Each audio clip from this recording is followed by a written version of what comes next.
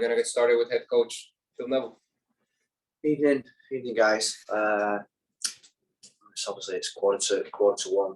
Thanks for obviously sticking it out.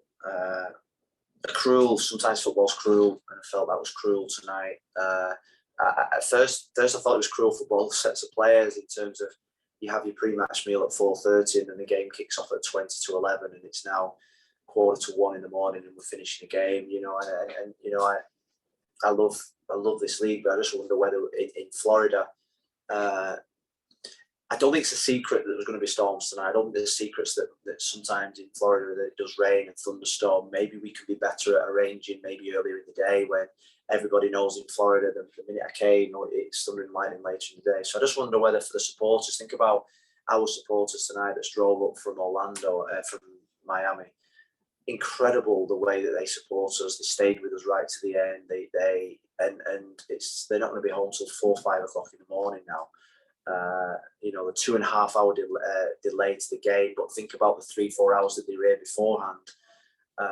So I suppose in terms of the players and supporters, it was a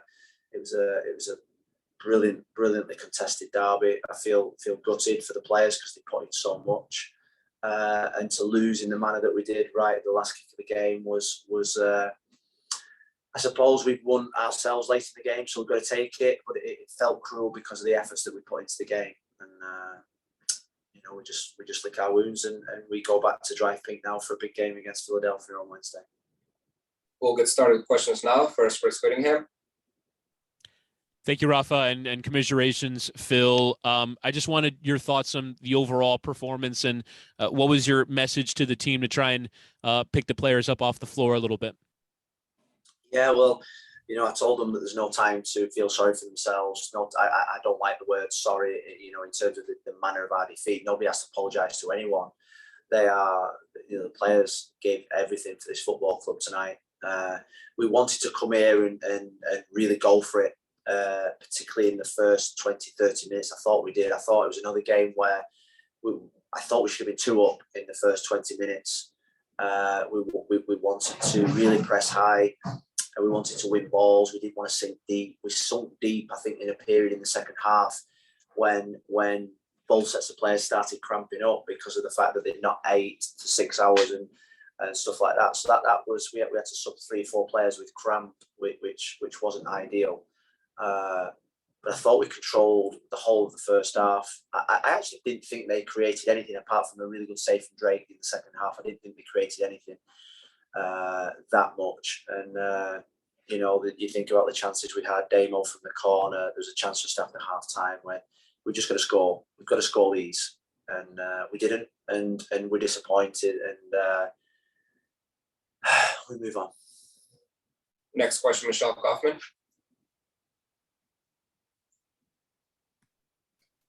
Hey Phil, again it just seems like a broken record again, but not finishing those final pass, just kind of, does this demonstrate why you're bringing in, Coco and Pozuelo? Just once again, your team, there was a lot of excitement, a lot of ball movement, all that, but at the end of the day, no goals. Does that kind of demonstrate why you're bringing these 2 guys in?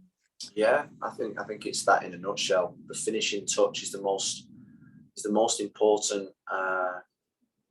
It's the most important part of football. It's why in world football the guys and the girls that that play centre forward and score the goals get paid the most money.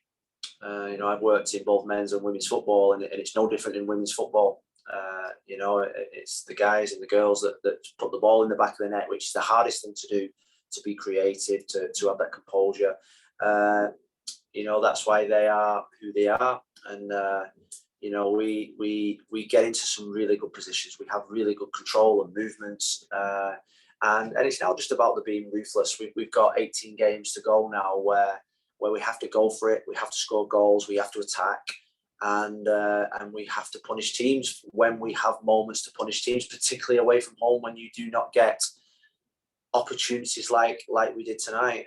And these games against Orlando, I think, are fantastic spectacles. There's brilliant intensity to the game, And I feel as if we compete really well and we dominated a lot of the possession. And I just didn't feel as if we got our just rewards. Next question, Franco. Thanks, Rafa. Hey, Phil.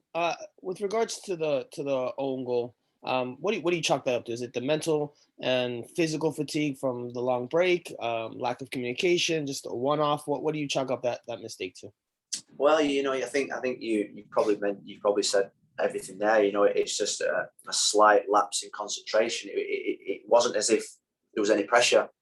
I think if Damo would have missed the ball, Drake was in a good position to catch it. And it's a routine clearance that Damo does most days of the week. So I'd say that that's what happens probably in the 91st, 92nd minute when you're fatigued and you just make an error. The boy is gutted in there, but he's no need to be. He's performed fantastic, and it was just one of those cruel moments where, and football gives you those moments sometimes where you just gotta. We think about the last minute goals we scored against Minnesota and against Dallas. It was our turn to be on the receiving end of one today, but it did feel cruel. It felt as if we deserved at least a point, if not more. Back to Michelle. Can you talk about Emerson? You brought him in and obviously you wanted speed on that side. He showed his speed clearly, but then at the end, lost the ball sometimes, made some bad decisions. Can you just talk about his performance, Emerson? Yeah, well, we wanted penetration. We felt that the game had just slowed down a bit and we needed more penetration. And he carries the ball really well for us. And I've said it many a times, the boy is going to be a really good player. We're going through that phase now where we're seeing the inconsistencies of a talented young player. Particularly, you see that in forwards, defenders have a little bit more consistency because their job's a little bit easier. But with Emerson, we're just going to have to go with the rough and the smooth. There's going to be moments when he excites us, he goes past players, and there's going to be moments, maybe like tonight, when he frustrates you a little bit. We believe in the kid so much, we trust him so much, and we know that with any kid that's going through this type of adaptation in his career, that there's going to be moments when he is inconsistent, and you see it with a lot of young players that come particularly from abroad, that you just have to keep giving them opportunities and trusting them, and he will come good.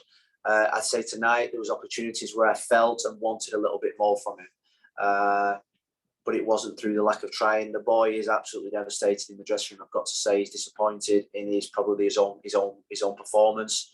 But we've just said to him, this is what we're going to get. This is what this is a learning stage for you. Think about his performance against Dallas when he came on. He changed the game for us a little bit there. So that's the inconsistencies of a good young player, and he will get better. Last two questions, Javier and then Franco. Coach, going back to Emerson, we saw in one of the water breaks, looked like you were giving him advice during the game. What can you tell us what you were telling him in that point of the game? He had made some nice runs, made a couple of poor decisions. What do you tell him at that moment in the game? Well, I was telling him to maintain his width. I wanted real width on the pitch from him. I wanted to stretch their back four and create more opportunities for Bryce. And I felt as if he was coming inside a little bit too much. And then the next thing was, I told him to keep trying to take his man on and try and connect with people. And if there was nobody there to connect, just take it, keep it really simple. And then the concentration really in his defensive positions, always getting back into shape, doing his job for the team. So it was just reminding him of my trust and confidence in him, but to maintain his width a little bit more to create more 1v1 opportunities. Last question, Franco. Thanks again, Rafa. Phil, you touched on the attack and the attacking players. Obviously, you make 4 subs today. Only one was really an attacking substitution. How tough and how challenging was it this weekend to manage the game day roster with attacking options, given that you have a few injuries? Gonzalo's out with a cold or an illness. Yeah. How challenging was it to maneuver and manage this, given that you're lacking some attacking options right now? Yeah, I mean, I think with the amount of work we ask from our 7s and 11s, It's why we've got depth in that position where I would have liked to have brought both 7s and 11s off and replaced them with an Arian and Emerson. And, you know, Indy was running on empty at the end. I kept looking to my left and all I kept seeing was defenders warming up down the left-hand side. And, you know, but I suppose now we've got Coco.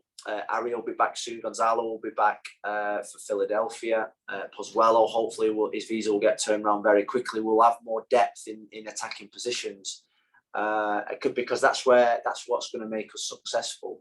Robert Taylor going off early was probably just threw us a little bit. He was probably the biggest victim of not eating since 4:30 and not having any proper nutrition. And the work that he was doing up and down that left-hand side. So him going off meant that we had to change shape a little bit. But it was fine. It was fine. It was part of the game. We know that there's periods in the season when we're going to be a little bit short in depth in some areas, but it's up to other players to come in and stand out and take their opportunity. And that's where Emerson now over the next 5-6 games has got a great opportunity before Coco and Pozuelo get their visas turned around. Thank you, Coach. Thanks, guys. Thanks for listening.